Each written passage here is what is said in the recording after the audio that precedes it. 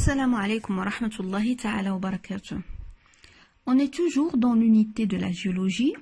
Les phénomènes géologiques accompagnant la formation des chaînes de montagnes et leurs relations avec la tectonique des plaques. Toujours au niveau du premier chapitre, les chaînes de montagnes récentes et les déformations tectoniques qui les accompagnent. On a vu dans la vidéo précédente une introduction suivie des caractéristiques des chaînes de subduction et plus précisément on a vu les caractéristiques structurales et géophysiques. Et durant cette vidéo, on va voir les caractéristiques tectoniques et pétrographiques. Les caractéristiques tectoniques, c'est-à-dire en relation avec les déformations tectoniques, plis et failles. Les caractéristiques pétrographiques sont en relation avec les roches. Bien sûr, c'est au niveau des chaînes de subduction. Donc, pour prélever ces caractéristiques, on va voir la coupe géologique dans les Andes, Fijibel Indies. Et pour bien lire cette coupe, on a recours à la clé. Donc, on a en gris un volcanisme andésitique au niveau de la cordillère occidentale. Quand vous voyez des volcans, et sont dits andésitiques car il y a présence d'une roche qui est appelée l'andésite, qui est une roche magmatique. Il y a aussi un autre type de roche qui est le granodiorite, qui est présent quand vous voyez dans des différentes régions de cette chaîne de subduction. Donc, on peut dire que les caractéristiques pétrographiques de la chaîne de subduction est la présence de deux types de roches, le granodiorite et l'andésite. Pour les sédiments, des Crétacés supérieurs, du Crétacé inférieur, les terrains primaires, le socle ancien, ce sont des sédiments qui se sont sédimentés dans un temps géologique bien précis. On n'en a pas besoin parce que ça ne représente pas, ils ne sont pas parmi les caractéristiques qu'on veut prélever. Pour les caractéristiques tectoniques, on a présence des failles, les failles inverses, fawaliq makousa. Comme vous voyez, réparties différentes régions de cette chaîne. On a aussi présence des plis. Donc, on a présence des plis dans cette région. Donc, les caractéristiques tectoniques, c'est présence de plis et des failles qui sont inverses.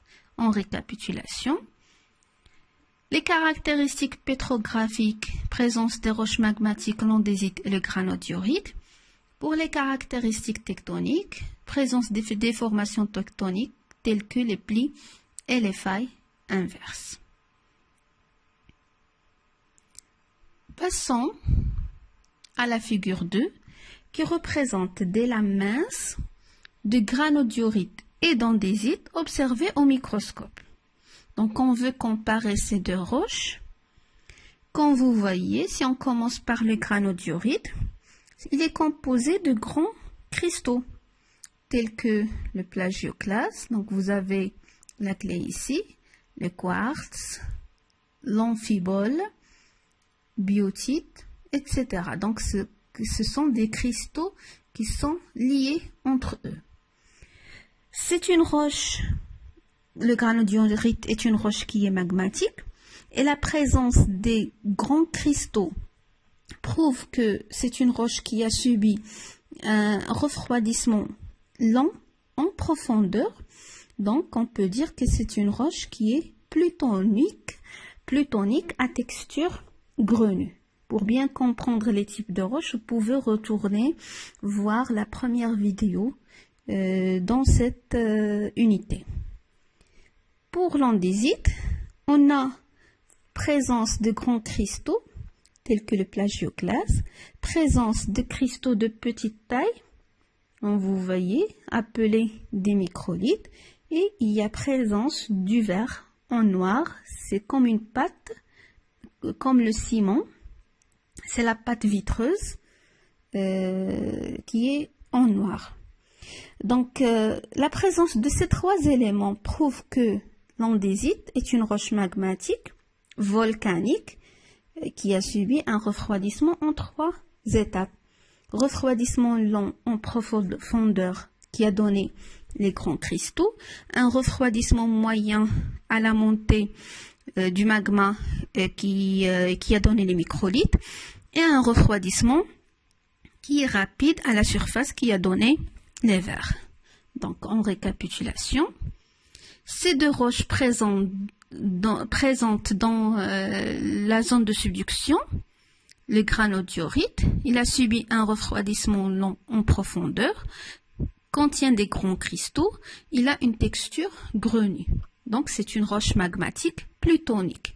Et pour l'andésite, il a subi un refroidissement en 3 étapes, contient des grands cristaux, des microlithes et le verre, et il a une texture microlithique. Donc, on peut dire que c'est une roche magmatique volcanique.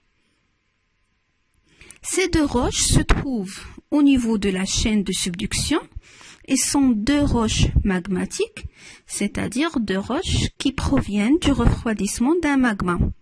Donc, une question qui se pose, quelle est l'origine du magma des zones de subduction? Puisque le magma va se refroidir et donner ces deux types de roches, d'où provient ce magma? La réponse de cette question sera le sujet de la prochaine vidéo. Je vous remercie pour votre attention.